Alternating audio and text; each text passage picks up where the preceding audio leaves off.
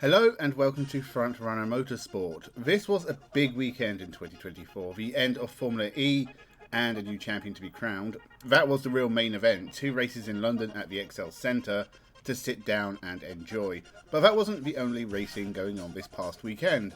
We also had IndyCar from Toronto, Super Formula from Fuji, Formula 2 and 3 from the Hungaroring, World Rally Championship from Latvia, Formula Regional Europe and Euro Formula from Paul Ricard, TCR World Tour from Sao Paulo, NASCAR from Indianapolis with the Brickyard 400, and V8 Supercars from Sydney.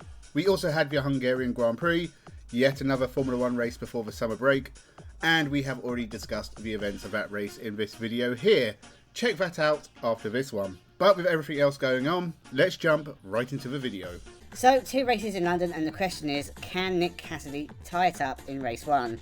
Possibly, but I actively hope it goes to the final race. So I'm going to say a win for Maxi Günther in the Maserati, and the title fight being between the current top 3. And it is in this race that Nick Cassidy will lead home a Jaguar 1-2 and clinch the title, as well as the team's title for Jaguar. The final round of Formula E for 2024 was at the ExCeL Centre in London, and we were always going to get fireworks here. Mitch Evans and Pascal Wehrlein at the front of race 1, Nick Cassidy at the back. Jake Dennis took out Robin Freins at the start, Sam Bird also getting tangled, but Freins was definitely out. Then, unbelievably, we lost 2 pairs of title contenders in 2 separate incidents. At around the same time, Oliver Rowland and Antonio Felix da Costa collided, and Jake Dennis got involved in a second incident with Jean-Eric Vergne. All 4 had slim title hopes that were now over. Jake Dennis was on a mission anyway, bouncing off Nick Cassidy to get back into the points. That was incident number 3, and it bent Nick Cassidy's steering. The race calmed down and we got to focus on the title fight at the front. It ebbed and flowed really nicely. Buemi led, then Evans led, then Wehrlein pulled a lead, with Maxi Günther passing Evans. Then, with 7 laps left, we got a 3rd safety car after Norman Nato left some of his Andretti on the track. After the restart, everything went wrong for Maserati. Maxi Günther broke down, whilst Jehan Daruvala made contact with Jean-Eric Vergne. A strong double points finish ended in nothing. We had another full course yellow with only a few laps left. No big changes in the last laps. Pascal Wehrlein won ahead of Evans, and with penalties ahead of him, Nick Cassidy climbed to 7th. So, going into the final race, Pascal Wehrlein was 3 points ahead of Evans, and Cassidy dropped to 3rd, but was only 9 points away. Jaguar led 1-2 at the start of race 2, but Jake Dennis finished his time as champion with yet another accident, this time with Eduardo Mortara. Then Sam Bird and Jehan Daruvala made contact and we got another safety car. It was getting tetchy with all 3 title hopefuls at the front, but the big shock was 5 laps from the end, Nick Cassidy got a hit from Maxi Günther and had to pit with a puncture. Günther was out, but Mitch Evans and Pascal Wehrlein tried to do attack mode, but the safety car meant they could not, and then Mitch Evans missed his second one, which ruined his chances. A sad way for it to end for Jaguar. Cassidy lost through no fault of his own, and attack mode both ruined this race and the championship. It's a stupid gimmick that adds nothing, and has on many occasions subtracted a lot of great opportunities for good racing. Get rid of it. It has now spoiled the outcome to a championship. Oliver Rowland won the race, and for him it's a case of what could have been. He was only 40 points away from the championship after missing the Portland weekend due to illness. Pascal Wehrlein wins the championship. The former DTM champion can add a Formula E championship to his CV, and Porsche have done a fantastic job to get this far. Jaguar win the team's title, but for the 2nd year in a row, London has cost Nick Cassidy the title. Crazy weekend in London, a lot of crashes, a lot of passing, a championship that went up and down and all over the place.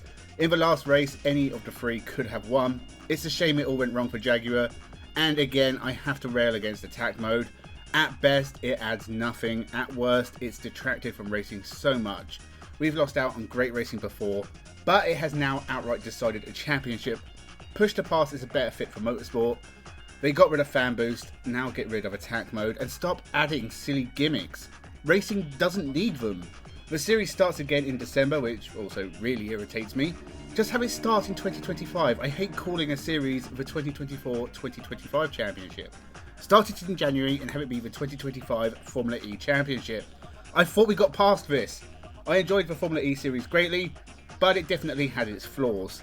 IndyCar is in Toronto, and this is the last street circuit for 2024. I have said Colton Herta will win before in 2024, and it didn't happen. But let's roll that dice again and say Herta will win in Canada. Scott McLaughlin will have another good race to keep his title hopes alive, whilst the likes of Dixon, Palau, Power, Newgarden and O'Ward will be scattered amongst the top 15. Romain Grosjean will have his best race of 2024 and get a podium, as will Alexander Rossi, ahead of McLaughlin and Malukas. IndyCar from Toronto. Colton Herta on pole, looking to take that win. It didn't take long for chaos to occur. Christian Rasmussen and Santino Ferrucci were the early victims in Canada. Straight after the restart, Agustin Canapino was fed into the wall by Scott Dixon. Yet another retirement for the Argentinian. The race managed to get going for a fair while after that, and tyre strategy was the name of the game. It got scrappy again in the second half. Teo Pucher was standing in for Alexander Rossi, but he hit the wall and punctured a tyre after contact with Lundqvist.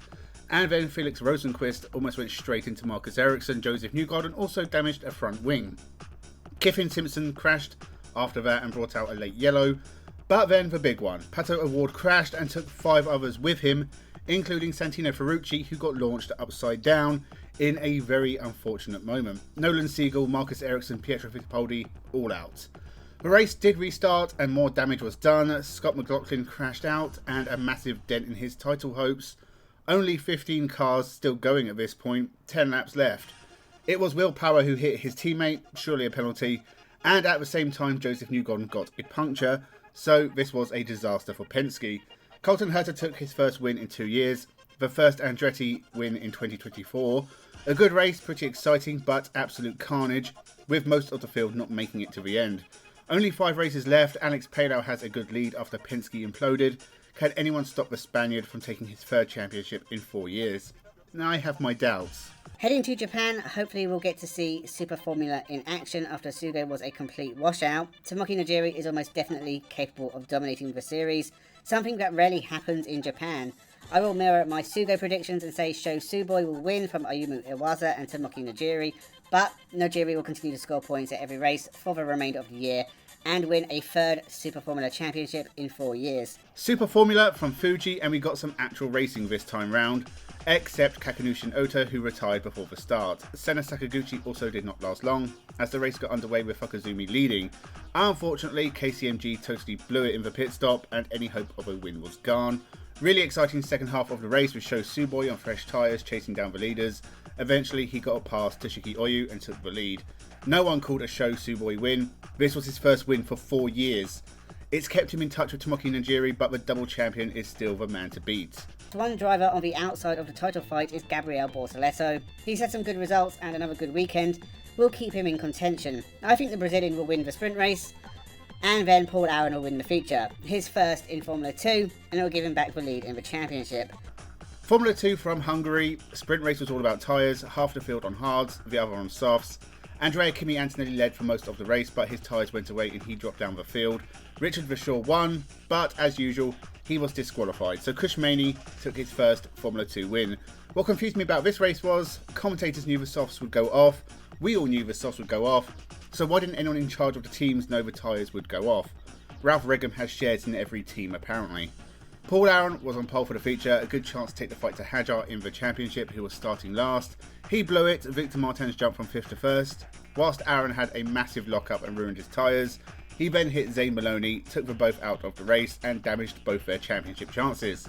The race was pretty dull after that, but Anne-Marie Cordial crashed and brought out a safety car which changed the race. Andrea Kimi Antonelli worked his way back up to take the win. 2 boring races, nothing has really changed in the title race except for Bortoleto getting a little closer. Still 5 rounds left, so plenty of time for Andrea Kimi Antonelli to win the championship. Noel Leon is not in championship contention, but last year's Euro Formula champion has been driving really well in 2024. I think he'll take his first win in the sprint race, and we will see Christian Mansell win the feature and push closer to the top of the standings. Prema will be the pace setters, but only Mini and Lindblad. Dino Beganovic has had a poor 2024, and surely after being soundly beaten by his teammates, this will be the end of his time on the road to Formula 1. He must be done. He simply isn't good enough.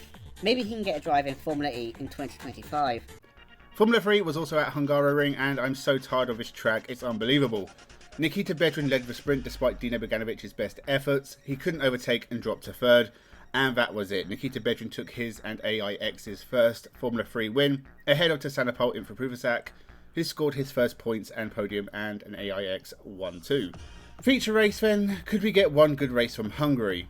Not really. Some okay battles, but not a lot of overtaking. Nikita Solov led the whole race and won after Arvid Lindblad pulled over, causing a late safety car. It was an awful F3 weekend for Prema.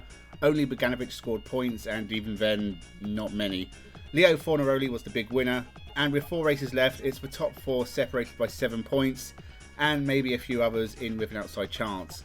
We only have Spa and Monza to go, so place your bets for who's going to be champion.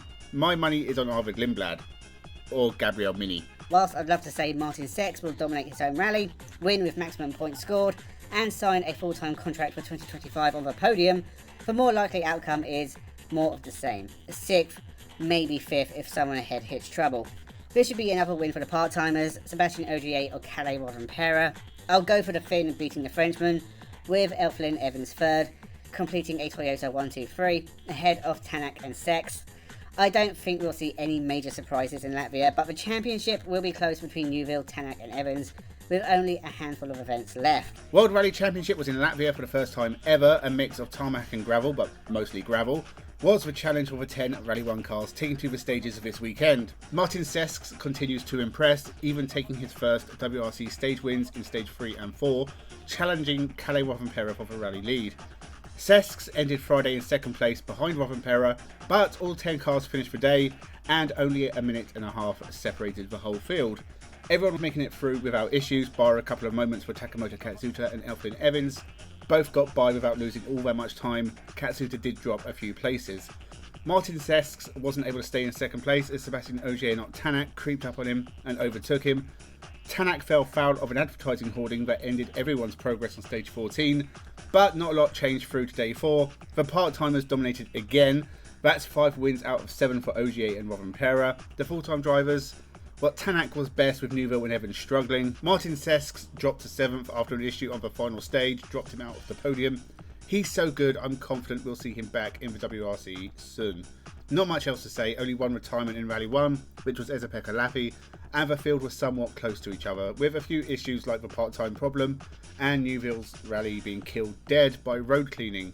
Shock first win of the year for Ugo Ugochukwu. James Walton did it last time out, so it is definitely Ugochukwu's turn, albeit he has been pretty poor in 2024. Noah Stromstead will win race 2, and Tuukka Tarppanen will beat Rafael Kamara in both races, closing the gap to the championship leader even more. Formula Regional Europe from Paul Ricard, and we have a chase on for the title. Tuukka Tarppanen has been closing in on Rafael Kamara in an attempt to keep it exciting. Could he continue to close the gap here in France? Well, Rafael Kamara led with Tarppanen down in 5th, so it was a case of the Finn trying to make moves on track. Not much happened other than Edgar Pierre being turned around and Kamara won, extending his lead. Race 2 was wet, very wet. This race may have ended the championship fight because Tuukka Tarppanen ended up retiring, and that was a massive hit with Kamara leading once again. Alessandro Giusti did take the lead with just 10 minutes of racing left. He held on for the win in his own race ahead of Ugochukwu and Stromstead, who did in fact not win a race this weekend. Kamara was 6th, so didn't fully capitalise on Tarppanen's DNF, but he now has a large lead with few rounds left to be caught. And I'll take the easy route and say 3 Brad Benavides wins, as he all but secures the championship. 3 Euro Formula races, also from Paul Ricard, and I was not looking forward to this. It's not the most interesting track, and there's only about 6 cars taking part in each race. 3 of these races suddenly seems like a lot. Race 1 was only special because it was a first win for Jacob Bergmeister. Race 2 was a little bit damp and some struggled, but not Brad Benavides, who took yet another win, and Levente Revej held off the American for his first win of 2024.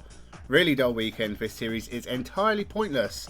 Brad Benavides is by far the best, and he is truly terrible, which shows you how much hope everyone else has. 2 first-time winners in 2024 at these races, Santiago Arusha and Mikel Azcona, have surprisingly not been on the top step yet. Both will end that winless run in Brazil. Jan Erlichey will close up to Norbert Mikulits in the driver's standings. TCR World Tour was still in the Americas, Interlagos, which may possibly be the first time in the series history. I am far too busy to go and check. I'm not sure it was worth the effort for John Filippi in the Volcano Audi, who stopped at the start and brought out an early safety car. It was a long safety car as several more cars hit issues, And when we got racing, we almost got another after Dusan Borkovic got turned around and headed to the dirt. His teammate Esteban Guerreri, meanwhile, was taking his first World TCR win. There was a lot of crashes in race 2, a lot of cars retiring with damage. Jan Erlechevo was the biggest shock, the meat in the sandwich. He retired with broken steering.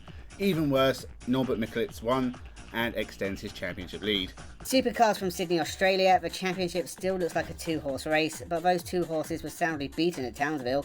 Brock Feeney just doesn't have the staying power of a Jamie Whincup or Shane van Gisbergen, so Will Brown will win race 1, and then Chaz Mostert will win the other. V8 Supercars from Sydney, Australia.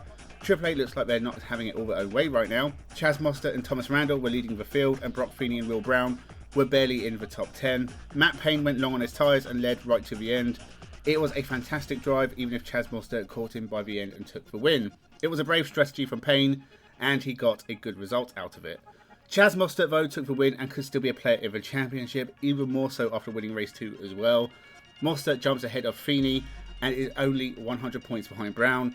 This series just got interesting and just in time for the Bathurst 1000 in a couple of months as well. NASCAR is at the famous Indianapolis track, and we will see a first win of 2024 for Ross Chastain, securing a place in the playoffs. Finally, we head back to America for NASCAR at Indianapolis, the Brickyard 400.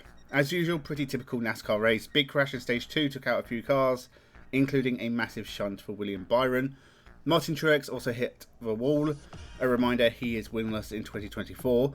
And then Joey Logano and Jimmy Johnson went out at the restart. And Kyle Busch crashed to give us some overtime. Some people were pushing their luck with fuel and would not have been happy we got another crash and more overtime. Kyle Larson took the win, that's his 4th of 2024. Only 4 races left before we start the playoffs. So that was all the action from the past weekend. My race of the weekend has to be the second Formula E race. All the drama we have come to expect from the only sustainable electric series. And congratulations go out to Pascal Wehrlein for his championship success. IndyCar was great as well. World Rally from Latvia was very enjoyable. Super Formula was worth watching. Everything else was pretty meh. Next weekend we have Formula 1 again, this time from Spa. And of course we also have Formula 2 and 3 in tow. Eurocup 3 from Aragon in Spain. GB3 from Silverstone. World Rallycross from Hungary. Stock Car from Guyana, Brazil. Formula Regional America from New Jersey. And British Touring Cars is back from Croft. So a little less on this weekend. We also have the historic Gold Cup from Alton Park, which I am really looking forward to. Let me know your race of the weekend. Subscribe for more Formula 1, Formula E, predictions and reactions. Thank you very much for watching and have a good one.